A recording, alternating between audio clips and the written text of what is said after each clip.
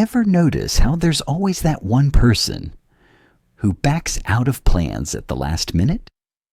Not because they don't care, but because staying home suddenly feels better than going out. If you've ever felt relieved when plans get canceled, this video is for you.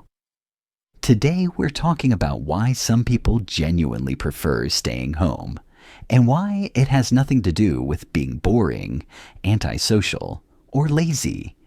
Let's start with energy. Not everyone recharges the same way. Some people feel alive in crowds, conversations, and constant activity. Others slowly lose energy the longer they're around people, even people they like. For them, home isn't isolation, it's recovery. Neuroscience explains this through stimulation levels. Some nervous systems thrive on excitement and noise. Others function best in calm, predictable environments. Neither is better. They're just different settings. But preferring to stay home isn't only about introversion. For many people, home represents control. Out in the world, you deal with unpredictability, traffic, noise, social expectations, small talk that goes nowhere. At home, everything is adjustable. The lights, the sound, the pace. For people who are highly sensitive or anxious, that control creates a sense of safety. The body needs to relax. There's also something else people rarely talk about.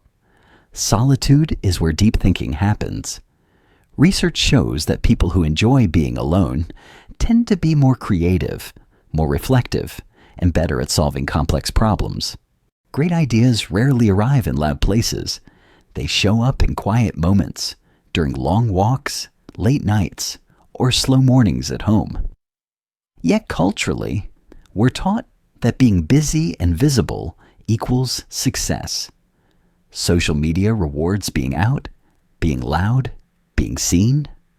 But a meaningful life doesn't always look exciting from the outside. Sometimes it looks like routines, comfort, peace. And that's not a flaw. That's self-knowledge. That said, there's an important distinction to make. Some people stay home because it nourishes them. Others stay home because leaving feels overwhelming. Anxiety, burnout, or depression can turn home into both a sanctuary and a trap. So the real question isn't where you spend your time, it's why. Does staying home leave you feeling restored, or more stuck? When solitude is chosen consciously, it becomes powerful. People who prefer low stimulation often find happiness in small details. A familiar show, a quiet room, a personal routine. They don't need constant novelty because their inner world is already active.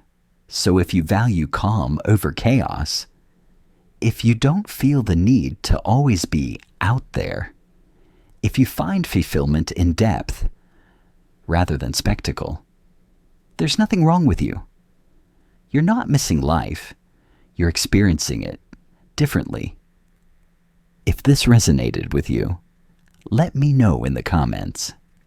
And if you want more psychology, that explains parts of yourself you were never taught to understand, the next video is waiting for you.